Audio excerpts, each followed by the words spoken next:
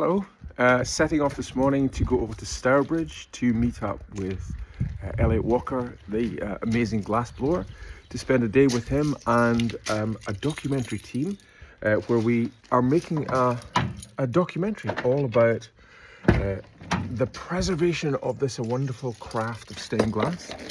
So come and join us on this amazing journey. We're actually making this section is part of a larger section of work that two amazing filmmakers are putting together, showing the journey that we're going through to try and conserve this amazing stained glass world that we all live in. So I thought I'd take you along for the journey today. You can meet the team. You'll meet David and Lucia, who together are putting this documentary together. This is their creation. They approached me several months ago and said, look, Derek, you know, we really want to make a documentary about the type of work that you're doing to put this craft out into the public domain and to try and bring that next generation in. So they're interviewing a variety of different creatives who are working together. So the Stained Glass Museum over at Ely, Dr. Jasmine Allen, they had time spent with Jasmine talking about the work of the Ely Cathedral Stained Glass Museum, and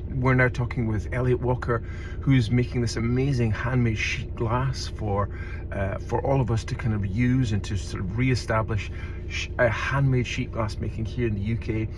And there are other glass artists as well that they're going to talk to as well, to kind of build up a picture for you. And hopefully later on this year, May, June time 2026, we'll have this piece of work to go out to you guys. So come along today for the journey, get to meet the team and do a little bit of background filming just to show you the process. Really looking forward to spending time with everybody. Come on, it's going to be fun. Hello. Hello. You want to film this? Yeah. Are you actually? Look at that. Oh my Yeah, I'm God. flying a drone. Incredible. So this is recording now. Yep, it's recording now. And then if you look up, you'll see the drone.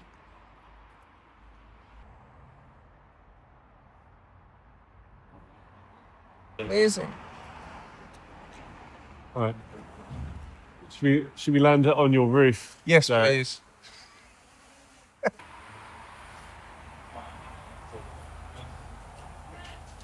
So quiet. There we go. That is awesome. Absolutely awesome. Cool. Do you have to get a license to fly it, or do you just kind of like? Do. Here's my drone operator ID, which you have to display on your drone Wow. if you are to fly it properly. Fantastic. That's awesome. Great. What's it called? What's it? This is a DJI Mini 3. Mini 3. Yeah. So quiet. And I would recommend because it can be a lot of fun. Yeah. In 4K as well, is it? Yeah, 4K. Yeah. Absolutely wonderful. Yeah. Fantastic. Ready? Good morning. Good How are you? morning. I'm good. Very All good. excited. Yeah, me For the too. heat. Yeah, for the warmth. Yeah. So how was it yesterday, Lucia? It was great. Yeah. We managed to get all the shots that we wanted. Yeah. Yeah. They look great, which is even more amazing. So very excited to share. Show me this little device here. What is that? That's So like a that's spy camera. Osmo Pocket, Yeah. which you can see. And we'll put that on your bonnet Yeah. and film you driving here. Incredible. So, yeah. I've kind of read a Very little bit handy. about these, but I've never seen them in practice. They're so light, and so Yeah. you can just pop it in your pocket and Very film. handy, especially for content creators. Yeah. Yeah. Because I get I don't know about you, but I get embarrassed about taking a camera out in public. Yeah. So You know, this one is It's so definitely discreet. Yeah. a good device to have. Yeah. No one's yeah. gonna even notice. Well, one of the things about small cameras and cameras in general is just putting people at ease, Yeah. because it is sometimes a challenge to put people at ease when you're filming. Yeah. So Elliot, are you quite used to having film crews around? Yeah, I mean, this is quite a nice session, really, because it's just 3 people. Yeah. You know, we have had some sessions where there's like a bigger team that is comfortable Yeah. in the space, really, and like bigger cameras than are comfortable, really. But this is nice, you know, handheld, sort of quite intimate and stuff is all right, really. So Because how- there's not a lot of space in here, really. How big a team have you had here in the past? Well, we did have like a team of 30. I mean, they weren't all Seriously? camera people, but there were lights rigged up all around the extraction system. They had lights rigged up over here. They had lights with like film to change the color of the place. And then Beth was doing quite a lot of the filming in the pitch black, just with these sort of moody lights, and just putting gathers in and out of the furnace again and again and again for like hours. So the staging of shots is like a really painful thing, because you once you start a piece of glass, you have to carry it on. Yeah. So a lot it won't wait for you. It's not going to wait for you. And it's hard to remelt ready for the camera to be ready. You know? Does it spoil? Does glass spoil if it's overheated? No, it doesn't spoil, but like a lot of the times, if you know, I can recognize a stage shot because the thing on the end of the iron is either a bubble that has been blown really quickly, or it's like a sort of lump. You know, it's hard to maintain a nice shape for a long time. So if you want to make something properly, you sort of have to go through the system. You can't really hold it static at a specific point. It's very difficult to do that. We were talking yesterday, and you were mentioning the flow, that you've got to be relaxed. If you're tense, it shows in the glass. So that, you were saying about that, keeping that flow going? Yeah, exactly. Yeah. So especially with what we're going to be doing later, the flow is vital. You know, if I don't get the bubble inflated and stretched within a couple of moves, which is like a 5-minute period, then it will be a staggered sheet. So you'll get thick, thin, thick, thin, thick, thin, and it won't have that beautiful sort of consistency throughout it, especially when there's a lot of color pulling in different directions. So is that because the glass is allowed to cool, and then you're putting warmer glass over cooler glass, and you're getting that layering? Yeah, exactly. It is like a layering. I'm trying to think of like a good analogy, really, but I mean, if you it's another craft analogy, but if you've seen anyone pulling the handle, a clay handle of a mug, you know, if you keep it smooth, you get this beautiful, elegant shape. But if you're like sort of squeezing and pulling and giving it that sort of, you know, it's almost like a staccato feel. If you do staccato heating, hot, cold, hot, cold, hot, cold, then you don't get a consistent bubble, really. Yeah. Fantastic. So we're filming the stage called the opening stage, where the cylinders are being flattened down in the kiln before they're put in an annealing chamber overnight. 3, 2, 1. Yep.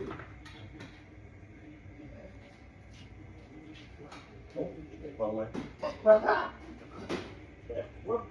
way.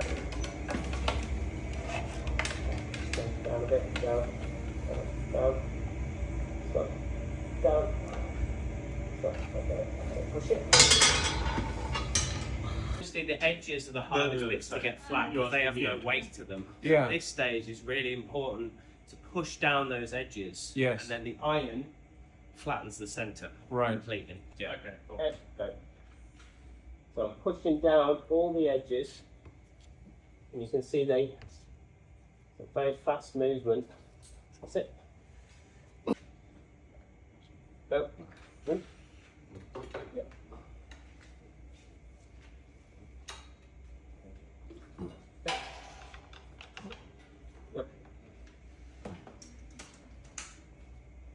All right.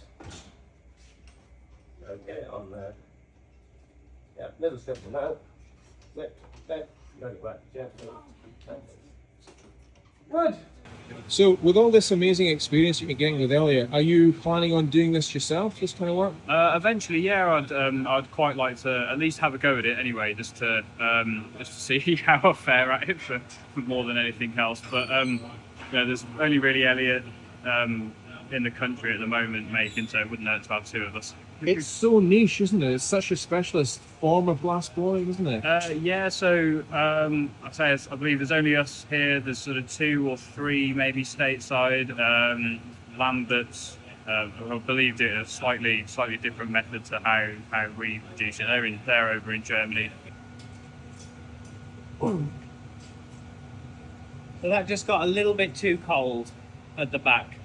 So we were debating whether we should take it in for an extra heat, which we normally do. I thought the torch would be enough for it, but I think because of the tension in the colour, and maybe it was a little bit thin towards the back, just that tiny little decision has caused the piece to break. So what happened is when it got reintroduced to the heat, the thermal shock just caused it to crash all the way around where the colour started, and yeah, and the whole thing just comes off. So that it tends to happen closer to the end of a piece than the beginning. Yeah. Can anything be salvaged of it? No. Really? We can't even recycle that because it's got all the dirt on it. We don't want to put that back in. Yeah. So that'll just go in the that. It doesn't happen very often, but yeah, that one's just a wasted piece. It's a good illustration of how perilous. Oh yeah, it yeah, is. that's it. Yeah. So when you're doing it and it goes smoothly, it looks like effortless. Yeah. But we're always working, especially with this. We're working on a knife edge. Yeah, of tolerances. Of tolerances. Yeah, exactly. And it's heat tolerances because Yeah. it's so thin. I mean, it looks big, it looks substantial, but it's so thin, so delicate. The heat leaves it so quickly, and the heat gets into it so quickly. So the reason why I didn't want to do an extra flash is because I was worried about it crumpling because it was a little bit too hot. But it's like, it's microseconds sometimes. Yeah, wow. Yeah. And it all goes on feeling? Is it feeling? Yeah, you can't measure it. Yeah. So it's the color of the glass, it's how quickly it moves. Yeah. But with glass this thin, you don't get any warning really. Yeah. It'll either break with no warning or it'll crumple with no warning. Yeah, yeah. So that's another reason why it's difficult. Yeah. Sorry. That's the strawberry red there. So it's a lovely colour. Good piece of work. And then that's the saffron. So David, what are the challenges of doing a shoot like this? Well, I think part of the challenge is sometimes knowing too much. So knowing everything that happens outside of the frame makes it hard to shoot for the edit. And what I'm often doing when I'm filming is trying to construct the story as it's happening in front of me. So if I'm filming a scene, for instance, I maybe will start with a wide, and then something closer up, and then some really close-up textures, so that the three shot sizes will knit together really neatly in the edit. So I'm often thinking about framing rather than aiming, which I think is a common tendency in filmmaking. You point the camera at anything that looks interesting, and don't stay long enough in one position in order to capture what you need to be able to cut it in the edit.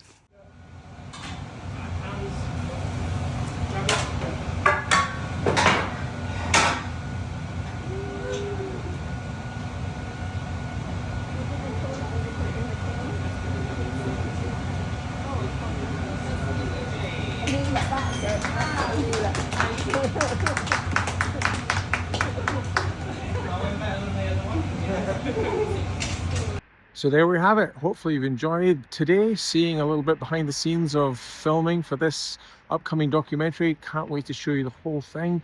Elliot has been fantastic. Ryan has been amazing as his assistant. So hopefully it's captured the drama and the excitement and the perils and difficulties of actually making sheet glass. It's a really challenging thing, working at the edge of the tolerances. It was great to see the whole thing, and thanks again so much to Elliot for sharing the whole making process today.